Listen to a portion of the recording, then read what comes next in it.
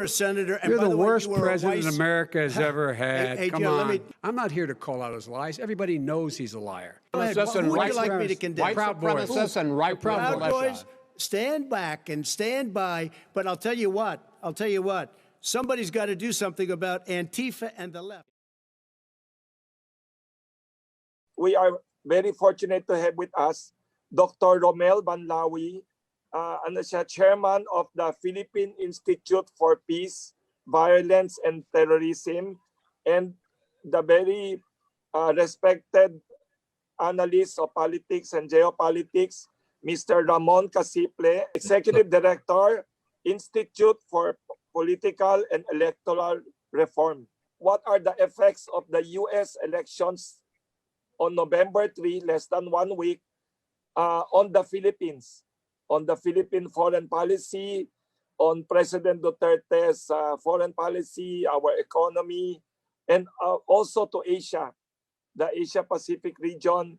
What will be the effects on the trade war, on the geopolitics in the region? I would like to discuss is to examine the geopolitical importance of the U.S. elections, particularly on U.S.-China relations and Philippine security. And we know already that Trump is articulating a conservative and hawkish perspective of many foreign policy issues, and Biden articulating liberal and somehow dovish perspective compared to Trump. If you will look at the survey and various media analysis in the United States, to date, Joe Biden holds a good lead over Donald Trump in the opinion polls. And right now, President needs 270 votes in the Electoral College to win re-election.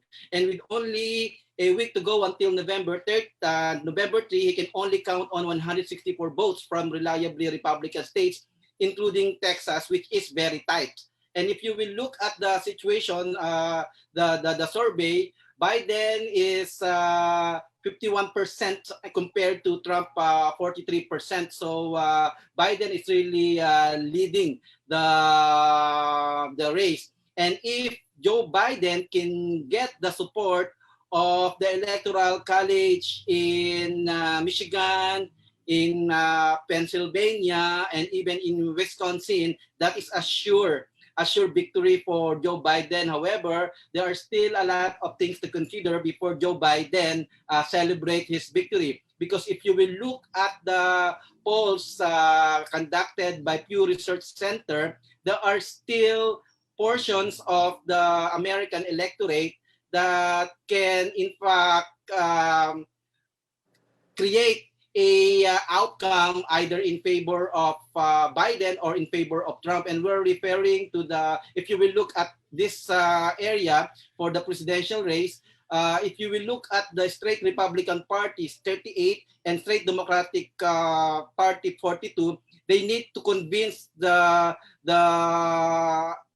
electorate who are not sure of the candidate, who are split on the issue, and neither Republican or Democratic. So if they can win the votes of this electorate, then they can affect the outcome of the elections. And large shares of voters plan to vote straight party ticket for President, Senate, and the House largely depend on the party affiliation. But pay attention to this area, and that will really influence the outcome of the election. So what will be the implications for the Philippines?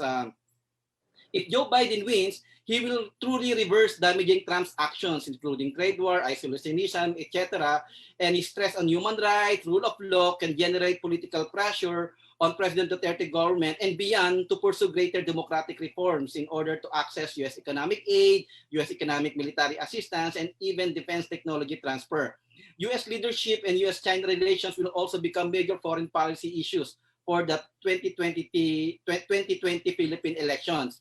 If Joe Biden wins, Biden's approach to promote interstate cooperation, open trade, and multilateralism can de-escalate current tensions with China unless PRC hardens its position on international issues that are perennial conflicts with the U.S. These are the human rights concerns in Xinjiang, Hong Kong, and Tibet, security challenges in Taiwan, Korean Peninsula, and South China Sea, and China's relationship with non-liberal states like Russia, Iran, and North Korea. But you have to pay attention that in Biden's track record, his view of China is very inconsistent, incoherent, and ambiguous. So that's a major source of concern right now in China about Joe Biden. But if Trump is re-elected, he will reaffirm hawkish, mercantilist, and isolationist positions, okay, and will pursue the strategic containment of China by strengthening alliances in the Indo-Pacific, building a NATO-like order in the Indo-Pacific, mobilizing the support of the Quad, mainly Australia, Japan, and India. And worsening U.S.-China rivalry will be a harder foreign policy challenge for the Philippines because we will put in a taking side dilemma. And the domestic approval of the U.S. does not mean acceptance of Trump policy towards the Philippines. And therefore, China will look for a more innovative approach to deal with the Philippines, being an American ally, if Trump is re-elected. And for the Philippines, we need to anticipate how this approach will develop if we want effective foreign policy towards China. So whether Trump or Biden wins, U.S.-China relations look set to worsen. Why? Because of the things that Donald Trump already put in place. And despite Biden's effort to really implement a foreign policy that what we call Obama Part 2, it's very difficult for Biden to really reset all the things that Donald Trump already made. So that will be a difficult challenge for Biden. The U.S. election is by now more or less set in various trends, given the shortness of time, just a few days before the U.S. elections. And there is already a trend that former Vice President Biden may be in a position to win the elections. So we have to start from that fact that there may be a change in the U.S. administration, but not really a change in fundamental policies with regards to international relations. And so far as Philippines is concerned, I think the trend would still be the assertion of the U.S. position with regards not only the regional politics here, but even the domestic politics in the coming Philippine elections. Also, there is a big difference in the way that the U.S. will handle the U.S.-China relations. And this would have an impact on the Philippines because I think there will be more pressure for the U.S. And also there is an expectation that the Philippines will be more aligned than before with regards to the U.S. position. Yesterday, there was a Zoom meeting of various business groups with Senator Sherwin Gatchalian. And in passing, I also asked this question.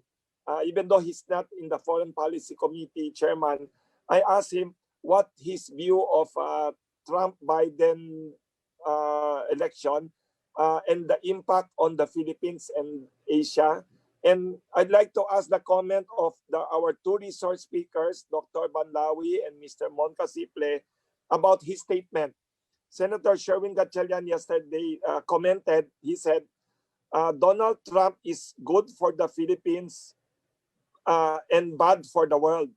Because why good for the Philippines? He said, Trump seems to have very good personal relationship or rapport with our Philippine President Duterte. While on the other hand, Senator Gatchalian commented, Biden is possibly bad for the Philippines, but good for the world. Biden definitely, if he becomes the president, would adhere to more or less the Democratic Party position, not only for the Philippines, but even in international relations. And this is a lot more flexible than what President Trump has already demonstrated today. So we can expect more flexibility in various questions. But I think one certain position that any of the two will carry in the next period is the anti-China position. that's already a given with regards to last developments during the past few months. This will become more and intense, for that matter, in the coming period under a new administration, or even under the old administration of President Trump. So I foresee that the region will be in for a hard time, particularly the relations between China and the US in the coming period. Certain issues will, of course, become more prominent, like Taiwan, India, Quad, etc. We will be the center of exposure in the international arena in the coming period, whoever is the winner in this US elections. Do you think the trade war will continue under Biden, or will he be de-escalating it, or will he revive the TPP proposal of Obama, which was junked immediately, I think, by Trump? The question of the Asia-Pacific Alliance is already there, particularly if you look at the way Quad is being formed. Uh, we can see more intense competition between China and the US with regards to our region, and also to the entire international arena. Whether Trump or Biden, the Philippines needs to pay attention to two major issues that the United States will carry. One is the issue of human rights situation in the Philippines and the quality of our democracy. So whether Trump or Biden, they will pay attention to that issue. And second, our friendly relationship with China. But I think if Biden wins, there will be more flexibility and more rhyme and reason compared with Trump, because we know the position of the liberals, more accommodating and willing to engage and talk with China. So there will be more rooms for settling of political differences under Biden, but under Donald Trump, it will be a difficult a period again for China, and will also be a difficult period for the Philippines because we need to balance our relationship with the United States and China. Mr. Rafi Tima would like to ask question. Maybe mauna siya from GMA7, Mr. Rafi Tima. Tanong ko lang po kung merong magiging effect yung Filipino community sa US sa magiging election nila Trump or ni Biden. Magandang tanong yan. Gaano po kalakas yung influence ng Filipino community and in general Asian community sa magiging US elections sa November? Yung Filipino community sa US, divided din yung kanilang position. May mga pro-Trump, may mga pro-Biden. But right now, Biden is in fact paying more attention to the support of the multi-ethnic community in the United States, paying more attention to the Black community. Even yung choice niya ng vice president niya is really delivering strong message to the multi-ethnic community to support Biden. Ang problema ni Trump, Trump is perceived to be racist and gender insensitive, but the white supremacist communities in the United States seem to support that view. So when it comes to the Filipino community, of course, their vote is very essential, particularly in Hawaii, in California, and to a certain extent, some parts of Midwest. So divided din yung Filipino community, but based on the feedback I'm getting, more and more Filipinos are inclined to support the Biden presidency, because Biden seems to be more tolerant and accepting of the multi-ethnic nature of the American society. I agree with that view that the multi-ethnic groups are really on the Democratic side in these elections, because the way that President Trump has been handling his campaign is making this emphasis on the white social group, particularly even including white supremacist groups. So there is not much of a question there. Most Filipinos, I think, are really on the Democratic side in this election. What is the effect of the President Duterte, publicly endorsing Trump? Di ba sabi niya last time? I remember there was a TV report. He said the Westerners are meddling in our domestic politics, so nagagalit siya. He wants to meddle also, I think, in the US. So he's publicly said to vote for Trump. Do you remember that? And what effect would that be on the next administration or on Trump? What do you think? Like, I remember last time, just before the election of Trump, President Duterte criticized Obama, and then I think maybe that's one possible reason Trump likes our President Duterte. Is it also the same situation? What impact his public endorsement seemingly of Trump on the president, January, who will be the next president, or whether it's Trump or Biden? Your comments, huh? We don't have that kind of influence on the US elections. Yes. It may be the other way around. Whatever the president said would figure in the dealing of whoever wins in the coming our own elections. So we don't know yet how it will impact. The results of the U.S. election. We don't know yet the impact on our own elections. Yes. You can ask that question next month.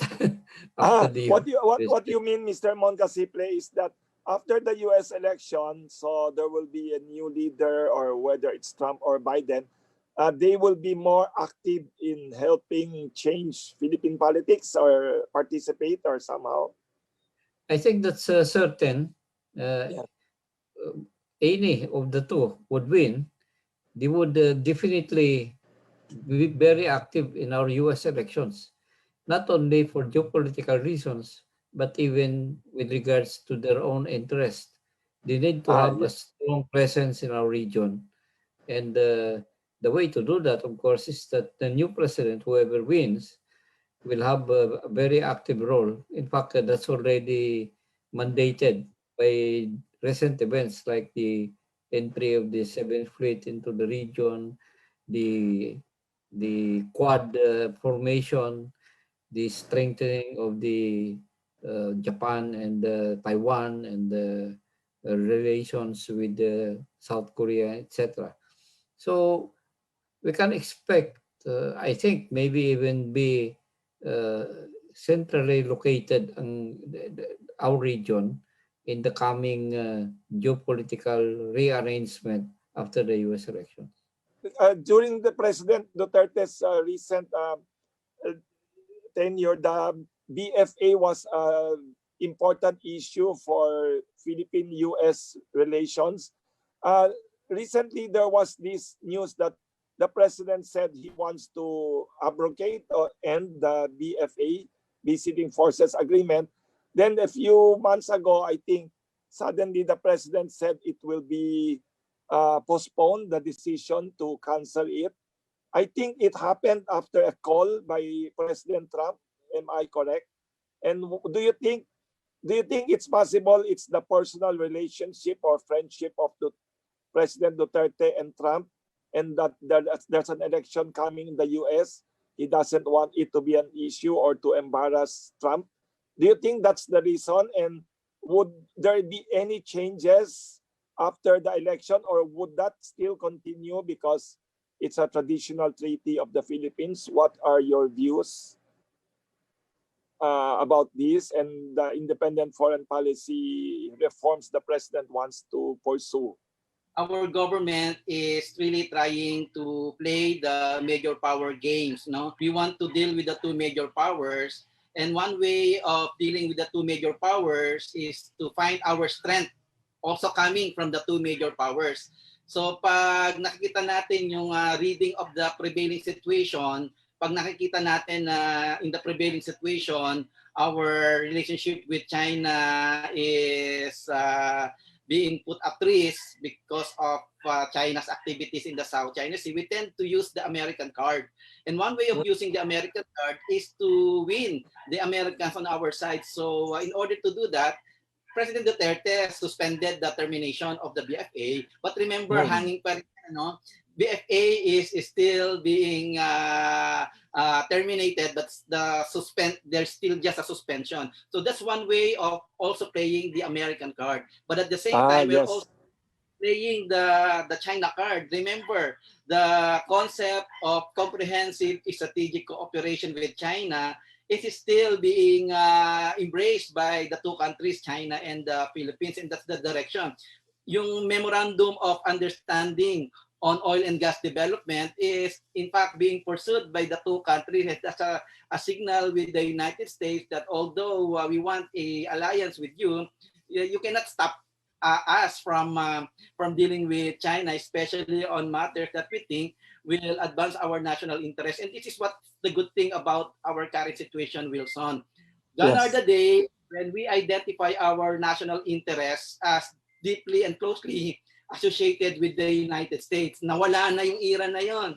Ngayon, we now have a clearer sense of our national interest and a better way of pursuing our national interest. Kung makikita mo ngayon yung Philippine Defense Policy natin and various publications of the Ministry of Foreign Affairs and Department of Foreign Affairs when it comes to our security outlook in the Asia Pacific, we are becoming more and more independent in our way of dealing with the outside world. But at the same time, although we are pursuing a friendly relationship with China, it does not mean that we will totally abandon our relationship with the United States. Kaya nga sabi ko maganda nga yan, we play two cards and we play these cards when dealing with the two major powers. Remember, the Philippines is a small size, medium-sized country. And the source of our power will largely come from our ability on how to get the best worlds from the two major powers. So yun ang ginagawa natin. Ang tawag ko dyan is really hedging and middling strategy. And we need to maintain that kind of strategy in order to win the support of the two major powers on our side. But of course, may risk involved dyan. So if we cannot play this diplomatic maneuvering very beautifully, then may mga risk yan. Kasi nga, yung dalawang elepante na yan na nag-uumpugan yan, we have to make sure na hindi tayo matatapakan sa kanilang pag-uumpugan. So that's the challenge for the Philippines on how to really get the best of both worlds, okay, and advance our national interest by dealing with the two major powers. Yan ang ginagawa ng Singapore, yan ang ginagawa ng Thailand, yan ang ginagawa ng the rest of ASEAN member state. So it's not unique for the Philippines. Thank you very much. Even Vietnam, di ba? They play both cards. They have so much economic trade with China. What about the Russia card? You mentioned the US card, the China card. Under President Duterte, the independent foreign policy, we seem to have normalized also our ties with Russia, which is a major energy superpower and also, I think, still a major military superpower. How do you foresee this under a Biden, or baka, di ba, magiging more acrimonious ang Russia-US relations? Do you think we will continue our strong friendship and ties with Russia as a Russia card? I think there's no turning back when it comes to our relationship with Russia. It's really part of our overall strategy to diversify our relationship with the major powers. Dina-diversify natin. And for me, that is a very brilliant way of doing things because based on my examination of the various literature in international politics, that's how small states and medium-sized states should do in order to advance their interest in this major power game. So we have to continue and sustain our good relationship with Russia, not only with Russia, but also with Japan, with Australia. In fact, right now, ngayon, I'm currently monitoring the breakthroughs happening now between Philippines and Australia and Philippines and Japan. We are now strengthening our bilateral ties with Japan and Australia. And aside from Russia, for me, it's a good sign that we are diversifying the source of our relationship with the major powers. Unlike before, Wilson, yung Yes. ating foreign policy really dictated Yes, by yes. the United States. Ngayon, tapos na yung era na yan. I'm so happy na I have witnessed this kind of period where the Philippines can really pursue its national interest without the dictate of any major powers. Of course, major powers can still pressure us. They can still throw their political weight around. They can still create political pressures, but at the end of the day, it's us who will make the final decision. For me, it's a good sign. No? In fact, with Germany also, we're dealing with Germany, with Israel.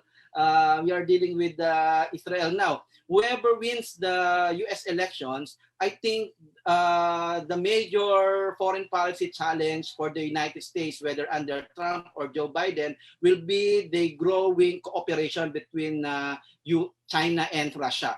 Because China and Russia are now setting aside their differences in order to promote their global agenda to challenge American global leadership. And they want to create a more multipolar world order where the voices of major powers will be heard. Ang tawag namin dyan, yung emerging world order will be a concert of powers where other major powers would have a say in shaping the destinies of the world. So unlike after the end of the Cold War, where we witnessed the rise of American unipolar moment, but nag-fade na yan. We are now facing what we call the post-American world. We are now facing a new world order. And this new world order will no longer be shaped alone by the United States, but will be shaped in concert with other major powers. There's a question here there are two questions actually. One from Manila Bulletin, Mr. Nestor Cuartero. Let's start with that. And then there's a question here from Philippine News Agency, Ms. Joyce Rocamora. Sabi ni Professor Nestor Cuartero, who's a journalism professor also in UST of Manila Bulletin, he said, how can a possible Biden presidency exert political pressure on the Duterte government? And also, I want to add, the Senate and the House of Representatives of the U.S. might turn Democrat also. So, sabi ni Mr. Nestor Cuartero of Manila Bulletin, how can or will the Biden administration, the possible, exert political pressure on President Duterte's government? How will it happen? Joe Biden and all the Democratic Party, they are very strong on the issue of human rights, and that's their main issue with the Duterte administration. But if they want to put pressure and build influence, they lack time already because Duterte's presidency will expire in 2022. So they need to exert pressure on the next presidency. So that's why in my reading of American assessment of the Philippines, they are really very concerned about the successor of President Duterte, and they want to make it sure that the successor of President Duterte will pay more attention on human rights issue and pay more attention on the value of the American-Philippine Security Alliance. And for me kasi, when it comes to the Philippines, hindi Washington DC ang nag-shape talaga ng policy ng United States. For me, the real player that shapes American foreign policy towards the Philippines is the Indo-Pacific Command in Hawaii. And coming from Indo-Pacific Command in Hawaii are even submitted to the State Department, and they will tremendous lobby when it comes to formulation of U.S. foreign policy towards the Philippines. Diyan talaga niluluto yan sa Indo-Pacific Command. In Hawaii. Kasi they are closer to the situation, and they also have a lot of people. And of course, yung presence ng Joint US Military Advisory Group, hindi nawawala yung mga Amerikano. I always go to Camp Aguinaldo every day and I see them around, I see them around. So the Americans are in fact there to really exert pressure. Ang kagandahan under Duterte, he knows how to resist pressure and he knows how to calibrate kung siya may kung talaga siya may Pragmatic. na Yes. for the Americans ay very unconventional. So and that is why he also likes Donald Trump, because Donald Trump is also unconventional, trying to change existing rules. But unlike Biden and the Democratic Party, they are very strict in observing rules. They are very strict in pursuing conventional practices. So yun, kung gusto nilang mag-wield ng influence sa Pilipinas, particularly under Duterte, for me, it's too late. It's too late because after Christmas, the whole Filipino people will now pay attention to the 2022 elections. Mag-i-start na yung campaign na natin. So you agree? We agree with Mr. Mon Casiple, the elections in the Philippines will start soon. Yes, it will start soon. Nag-start na Si President Duterte na nagkakampanya na nga siya Ano ngayon ang kinaklamor niya na gustong-gusto lahat ng Pilipino? Anti-corruption. Yun ang gusto niya maging legacy. Anti-corruption. So that's a signal. From Rojas, 1946 hanggang ngayon, yan ang ginagamit na rallying issue ng mga presidency. Kasi para sa atin, corruption is really a no thing. We toppled two presidents because of the issue of corruption. We can, ang observation ko, Wilson, Filipino people can be patient on the issue of poverty, can be patient on the issue of unemployment, pero when it comes to the issue of corruption, oh my God, ang Pilipinas diyan will really take actions against and emotional. Yes. Thank you very much, Dr. Banlaoi. There's a question here from Philippine News Agency, Ms. Joyce Rocamora. Sabi niya, under the Trump administration, the US has stepped up its support to Southeast Asian countries which oppose Beijing's position in the South China Sea. Between the two candidates, who do you think will be more advantageous to small littoral states locked in territorial disputes with China? If Biden wins, do you think Washington's current policy towards South China Sea will be sustained, or will it change under Biden? This is the question of Ms. Joyce Rocamora of Philippine News Agency. U.S. interest will dictate the policy. And that's true for Republicans as well as the Democrats. We can expect changes in that policy given the changing circumstances during the past few weeks, that the U.S. will definitely be more active in our region, not only with China, but with regards implementing a policy of, acting against China in many issues. So we can expect that in the coming new year, the US and China, for that matter, including Russia and the other big powers, will focus their attention on this part of the world. So, yun yung problema natin kasi we're going into an election year starting next year. And definitely, I would expect that our elections will become part of that equation and how big powers are looking at it. I would read first along the question of CNN Philippines, Mr. David Santos. Sabi niya, Professor Banlaoi, you said the Filipino community is divided between Trump and Biden. You also pointed out Filipino Americans may vote for Biden in general. What about Trump? What will make Filipino Americans at the last minute vote for him? Also, sabi naman ni Mr. David Santos, the question naman for Mr. Mon Casiple, how will a Biden presidency impact the 2022 presidential elections in the Philippines? First question niya for Dr. Banlaoi. Yung mga pro-Trump na Filipino, sila yung mga Pilipinong nakapangasawa ng mga white Americans. Sila yung may tendency sumuporta sa Trump. Pero yung mga Filipino na marrying Chinese or among themselves, they have a really strong position to support Biden because Biden is more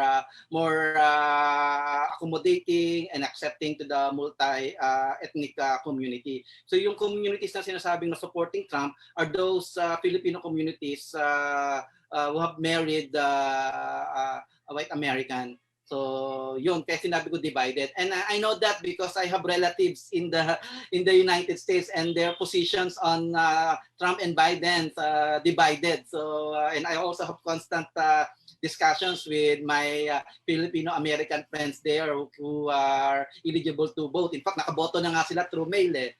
So yun ang basis ko for saying that na divided sila. But for me in general, I think still the majority of Filipino-American community there would have a preference to vote for Biden because of its strong multi-ethnic agenda. I agree. I have friends na Filipinos in America who are like that. For Mr. Mon Casiple, the question of David Santos of CNN Philippines is, what will be the impact of the Biden presidency, a possible Biden presidency, on the coming 2022 presidential elections in the Philippines? What possible impact? I had a conversation with some in the US community here, and they foresee that this election, at least, will not be taken by the US government as US government lightly. They will definitely will go into it, even to the extent of possibly supporting candidates, and we have to be prepared for that because the new situation after this US election is particularly has implications on our own situation here. We have an election coming, and also there are changes in the geopolitical alignments in this region, and also with regards to particular Southeast Asia. So we can expect that after the US elections, whoever wins, the Philippines and Southeast Asia will become the focus, at least for next year, with regards to the US policy. Especially under Biden, I think. Both of them will not be isolationists, whoever wins. Both of them, yes. It's the US interest that will be at stake here. So don't expect that the US will be passive with regards to our electoral process. In fact, I'm already anticipating that it will be an issue, not only with the embassy, but definitely with the whole political elite in the US. Yes. There is already recognition that our part of the world will be something that both China and the US will be handling or addressing as a relatively important area of contention in the coming year. I think this is a question from Mr. Philip Paha in the Philippine Embassy in Beijing. He said that they recently attended a VTC at U.S. Embassy in Beijing, where a certain General Rob Spalding was the speaker. Rob Spalding in 2016 predicted Trump will be the president in that election. Mr. Paha said that they asked this General Spalding the same question now, who will win? And General Rob Spalding responded with conviction that President Trump will win re-election by a landslide, he said. However, some people from the U.S. Defense Office in Beijing are looking at a very close fight between Trump and Biden with Biden winning the election? There is already a clear trend of a Biden victory, and it's for President Trump to actually run after him. I'm thinking that the more important question is not who will win, but the policy of the U.S. Either one wins, the policy I think will still be the same. In that will be in contention, active contention with China, and many of the issues that have cropped up, not only with regards to our own area, but this would be a worldwide or a global contention. So you can expect a new international situation that will come up in the next year. And it doesn't much imagination to say that the US will be concentrating on that. And the Philippines, as a consequence, will have to contend with that particular emphasis that the US will give to to China with regards our own relations with both the superpowers. I disagree that Trump will win by landslide. That is already challenged by existing data and opinion polls in the United States. Very close yung fight, and right now Joe Biden is taking the lead.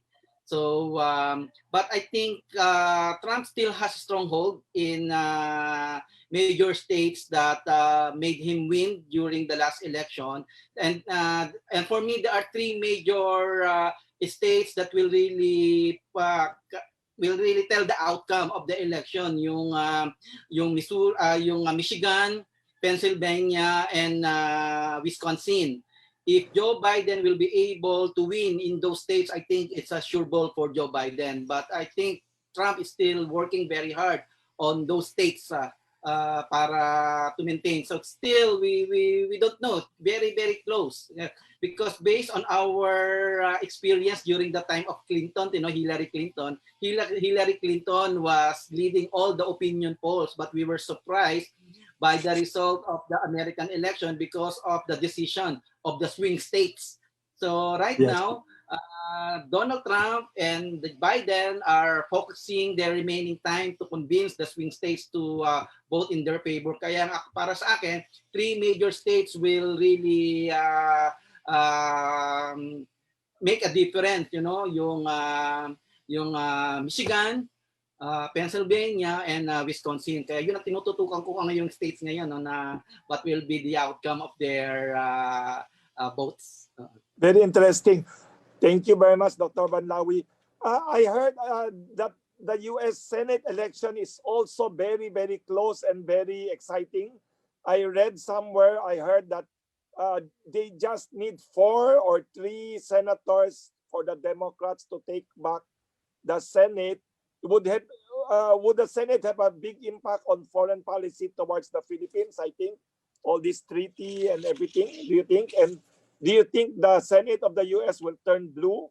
You will look at the result of the survey conducted by Pew Research, makita nyo na leading pa rin yung Democrat, but still there are areas here in the House of Representatives that can influence the outcome of the election. And if you look at the another graph here sa baba, this is pertaining to presidential and Senate race. Makita nyo, the Democratic Party is still leading based on survey, but there's still other areas that can make a different outcome. Kaya nga dito yung tinututukan ng mga candidates ngayon, yung sa split between Republican and Democrat, and then sure and refuse. So ito pa yung other area, gray area dito na hindi consistent yung kanilang electoral behavior over the past several years. So if they can win the votes of this area, then that will create the outcome. Kaya yung efforts nila ngayon, ito yung talagang tinututukan nila because that will really spell a major difference in the outcome of American elections. Speculation before of a possible wag the dog scenario in the South China Sea or even in Iran, military skirmish or accident is no longer possible now, less than 1 week. Because, di ba, this wag the tail scenario is a president that is losing in the polls would create a war scenario or accident to win popular support. Is this no longer a possibility, or is still this as remote and all? We have less than 1 week. Will Trump and Pompeo or anybody out there try to do an accident, or it's far-fetched already, or it's too hard? Not much. Yes. More than half, I think, by this time have already voted. I don't know what big event that can happen that would change public opinion in the US at this time. Yes. I think what would matter more is the assumption that there may be a decisive win that will definitely impact on the quality of post-election decision with regards foreign affairs. Yes. I'm talking here actually of, I think the U.S. policy is already a settled policy. It's more of a question of the maybe underlying assumptions that may be changed. It depends on who wins. But certainly we are facing a new situation or an old situation that has gone worse of a Chinese and U.S. contention, not only in our part of the world, but internationally. It's already the new situation that is coming up. How do you summarize the U.S. election again and the impact on the Philippines? You said a while ago na more or less the U.S. policies would remain essentially the same. And then Biden is ahead. And one thing I noticed our two experts mentioned is we agree that the independent foreign policy of the Philippines under President Duterte has benefited the country and will continue under his administration. American foreign policy will be more of the same, whoever becomes the president. There will be adjustments in approaches, but I think America will have great difficulties implementing its foreign policies because of many pandemic challenges, post-pandemic challenges. And right now, if you will look at the situation, it's only China that is fully recovering very fast in the post-pandemic world. And that will pose tremendous challenge for the United States to reassert its global leadership. Because right now, with China recovering very fast and showing the whole world that it has this vision of community of shared future, it can win the support of the world on its side. Right now, whether it's Biden or Trump, both leaders fail to articulate their vision of the world. Okay? Wala silang ganun vision. But China has this world vision, a community of shared future. And I have yet to see American leaders matching that kind of vision, except the vision of Trump to strategically contain China by mobilizing its allies in the region, and primarily through the formation of the Quad. But if you will look at American leadership in many other institutions, there's a leadership vacuum. In APEC, US is no longer leading the APEC. What is leading the region now? It's in the RCEP, the regional comprehensive economic program. And in RCEP, China is leading the discussion on that. And when it comes to regional integration matters in the region, you'll see China leading in ASEAN +1, ASEAN +3, and even in other free trade arrangements in the area. So there's a vacuum of leadership, and China is fastly filling up that vacuum. So US is running out of time to regain its leadership in the world. And you cannot lead the world, Wilson. You cannot Yes. lead the world right now in the 21st century if you don't have the mastery of Asia. And right now, China, it seems to be telling the whole world that I have the mastery of Asia. And I think US has lost the mastery of Asia now. So if US really wants to lead the world and regain its global leadership, it has to do it in Asia. Thank you, Dr. Banlaoi, for that summary of your analysis and forecast.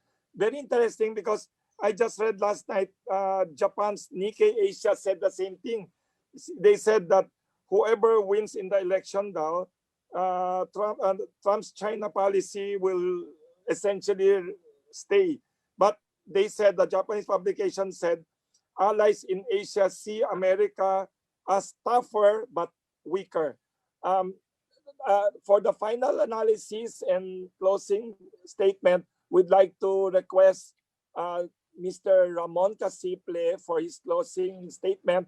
And maybe you could add, Mr. Casiple, since you're also a Philippine election expert, baka you can mention also the possible impact of U.S. election after the this November 3 and the impact on the coming Philippine election season, which you said is already started, that both of you said. What we are facing next year and then the coming years after that will be a very strong contention between China and the US, not only our part of the world, but even globally. There is already the situation where both will be contending for influence among all the other nations. That's first. The second point here is that we cannot, I'm referring to the Philippines, we cannot escape from that situation. In fact, we are facing a new elections 2 years from now, and that elections will be heavily affected by events between now and that elections. We should be prepared to deal on our own terms with regards to those international events, because many changes I think will happen with regards alignments and so on.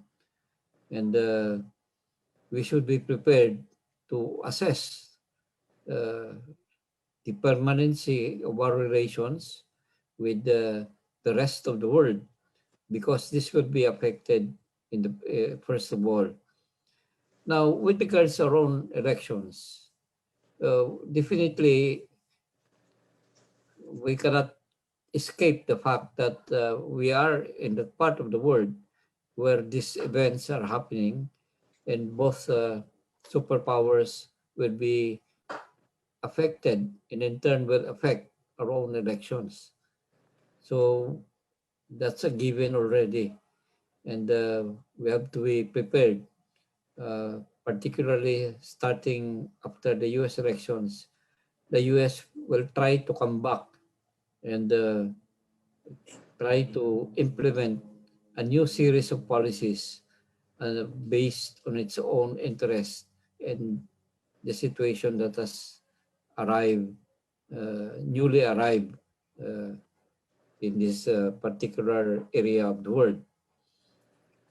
For example, we have to be prepared to deal with Quad, because it's the new alignment in our country, in our part of the world. We have to deal with the pandemic, of course, and its political implications. We have to deal with the new positions, particularly in ASEAN countries. There's a lot of election changes and new alignments with regards the post US election situation here. And I think the situation that we will be facing can be qualified as a new situation. there's a lot to be learned if we look at it in a new manner.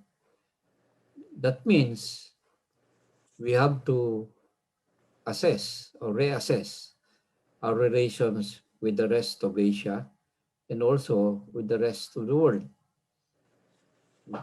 That's the problem, because I don't think we are prepared to do that, given that we are facing our own elections.